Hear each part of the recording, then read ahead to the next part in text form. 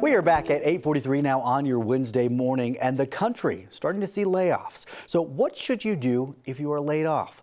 Our 9 News legal analyst Whitney Traylor is here with the next steps. Whitney, good morning. Hey, good morning, Jordan. How are you? I'm well. How are you, my friend? Good, good. So there are several things that employees can do to try and maximize their severance and prepare for employment elsewhere in the event they're looking at a layoff. So first thing, try to negotiate your exit package and be creative. For example, if the company's not willing to move on the amount of severance, think about other things that might help. Maybe health care coverage, a letter of reference, other non-monetary terms that might benefit you. Just be creative and propose that to the company. And of course, get medical care before your insurance expires. And importantly, file for unemployment even if you think you don't qualify. Okay, so Whitney, let's dig a little bit deeper into filing for unemployment, especially the fact that you said file even if you don't think you qualify. Any suggestions for people who might find themselves in this situation?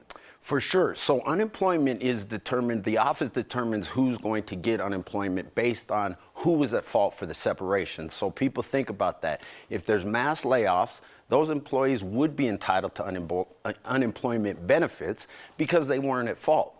Now, if an employee, on the other hand, was caught stealing and was fired because of that, they would not receive benefits because that employee was at fault for the termination. So to file, it's a fairly simple process. The site is very user-friendly. You can go to cdle.colorado.gov and go to the unemployment section. It's free to file. You can do it online, and then the office will get information from the employer.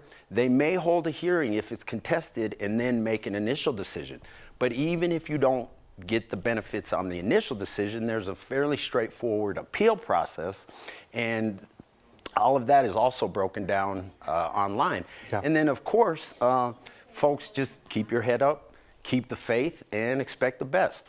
Yeah, absolutely. I mean, sometimes that's the best you can do. Whitney, again, what is that website for people to go to in case they might find themselves in that situation? Sure, and even if you just put unemployment benefits in Colorado in Google, it'll come up. But cdle.colorado.gov, and it's all there, straightforward. And like I said, if you file and are denied, it doesn't cost anything to file. There's nothing that happens. You're not penalized. So Sure. If they deny you, it's just a denial. All right. Well, Whitney, thanks for that information. Definitely good information for people out there this morning.